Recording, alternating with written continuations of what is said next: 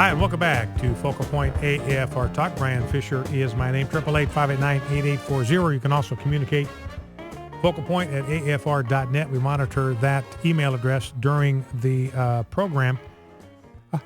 And President Obama now has been, according to him, in charge of this economy for 4.5 years. I mean, this is his economy. He's been the president. He's been pivoting to jobs since his administration began.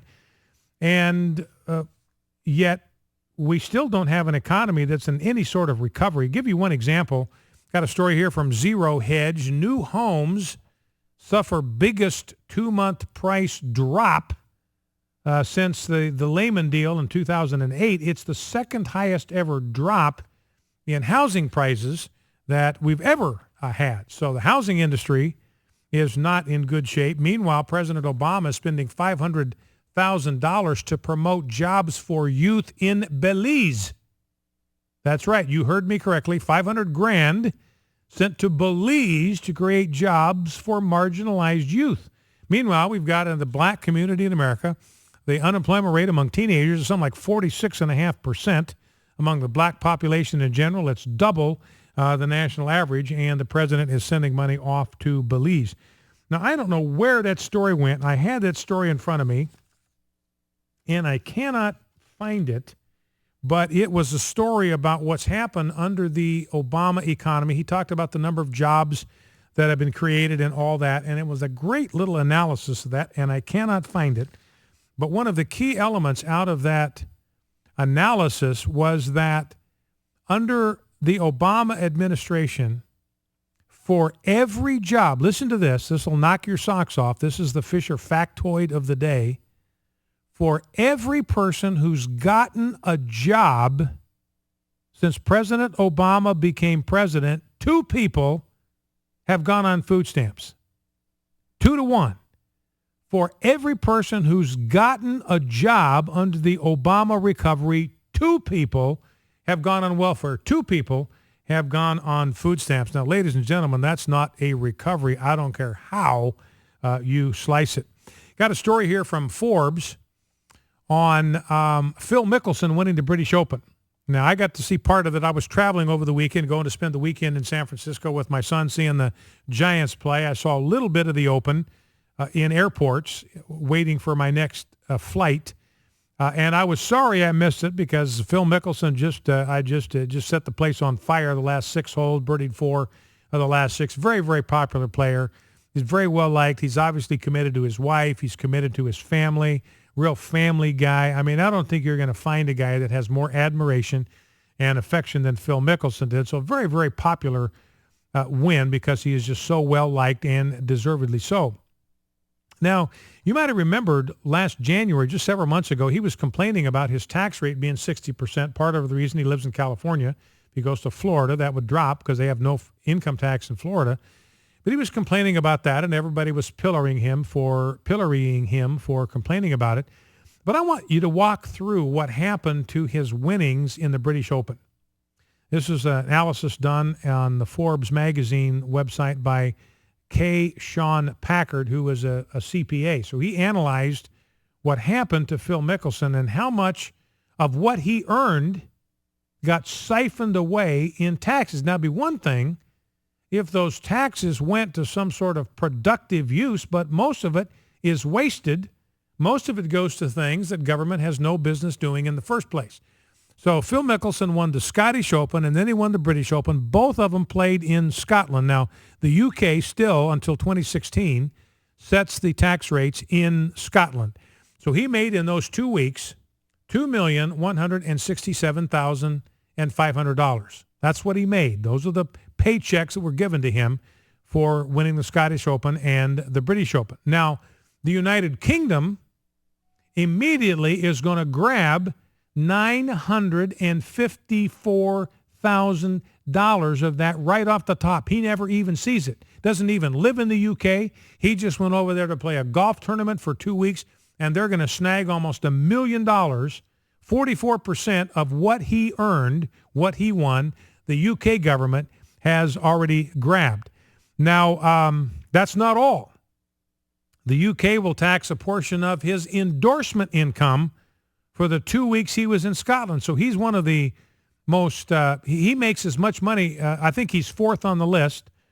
Roger Federer and Tiger Woods are the only athletes that make more in endorsements and appearances than he does.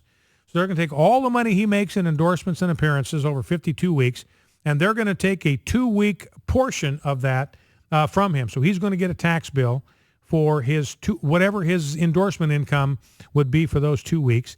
It will tax any bonuses he receives for winning these tournaments, as well as a portion of the ranking bonuses he will receive at the end of the year. So if this helps him get bonuses at the end of the year, he's going to get taxed on that. And that's all going to be taxed at 45%. Now he also has taxes he has to pay in the United States. He has to pay self-employment taxes, 2.9%. He's got to pay the new Medicare surtax, that's 1%. He's got to pay 13.3% in California in income taxes. He doesn't have to pay federal income taxes on that since he earned it outside the country, so he gets a little bit of a break there. But California doesn't have that, so he's got to pay income tax in the UK, and he's got to pay it in California to the rate of 13.3%.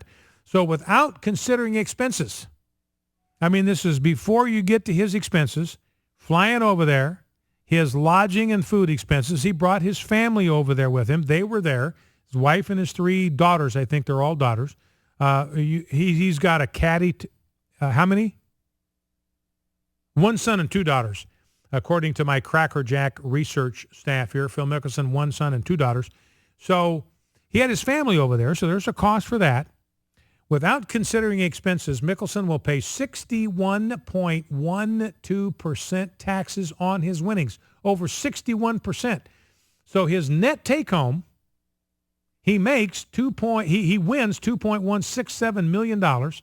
He gets to bring home $842,000 of that. The rest of it's gone, disappeared, gone to the government. Now he's got 10% for his caddy. He's got airfare, hotels, meals, agent fees.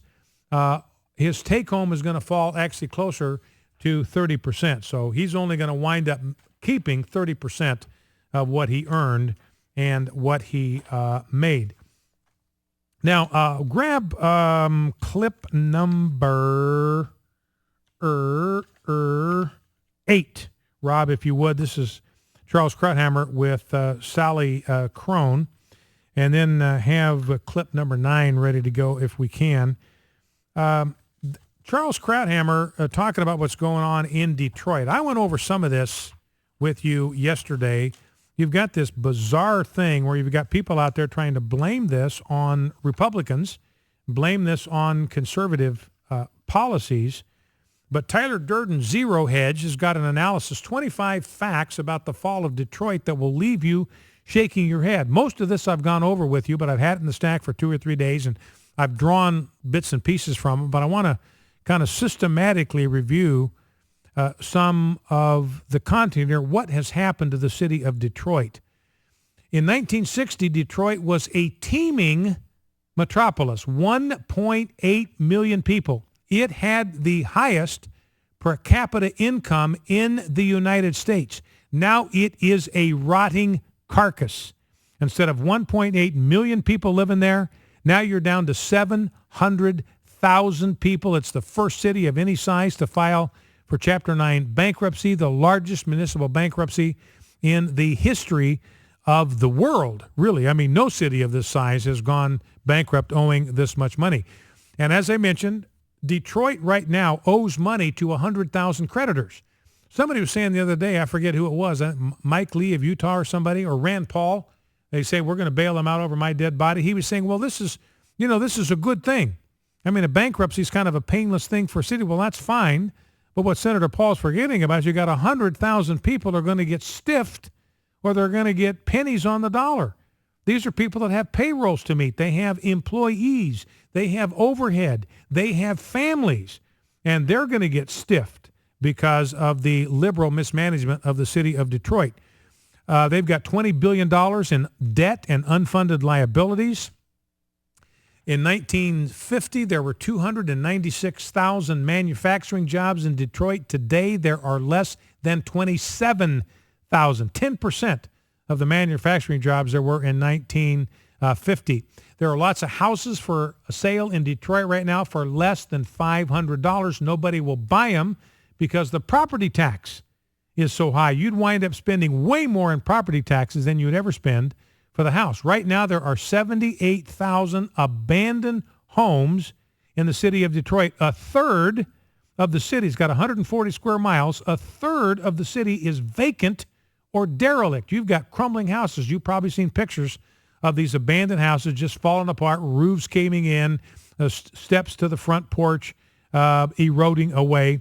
47% of the people who live in Detroit are functionally illiterate. Who is to blame for that? The teachers' unions. You want to find one person, one group, one organization to blame for the illiteracy rate in Detroit. The teachers' union is it. 47% of the people in Detroit are illiterate. They cannot read. They cannot write. 60% of the children in Detroit are living in poverty. Population has fallen by 63%. 40% of the streetlights don't work. And 2/3 of the ambulances don't work. So good luck getting sick and calling 911. And 2/3 of the parks have been permanently closed down. So here's Charles Krauthammer talking with, don't have time? All right, we'll have to save that for right after the break.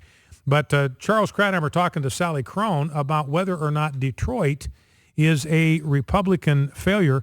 And again, 40% of the streetlights don't work. 2/3 of the ambulances don't run. 2/3 of their city parks have been completely shut down. Don't have the revenue to be able to staff people to mow the lawns and maintain the parks and empty the garbage. The police force is only 40% of what it was a decade ago. So it's no wonder you've got crime out of control. It takes 58 minutes for the police in Detroit to respond to a 911 call. Remember, we were talking about Newtown. I looked at some national averages for response times to 9/11, and it was about 11 minutes. And here in Detroit, and that's why we were saying, look, you needed to have people armed on that campus at Newtown because they're going to have to wait an average of 11 minutes for the cops to get there. You don't have that kind of time if a guy's got a magazine with 30 rounds. You don't have 11 minutes to wait for the cops. And the average response time in the nation, 11 minutes. In Detroit, it's 58 minutes. You got police stations that are closed 16 hours a day. Crime rate in Detroit, 5 times higher than the national average. Murder rate is 11 times higher than it is in New York City. Police solve less than 10% of the crimes committed there. Focal Point, AFR Talk.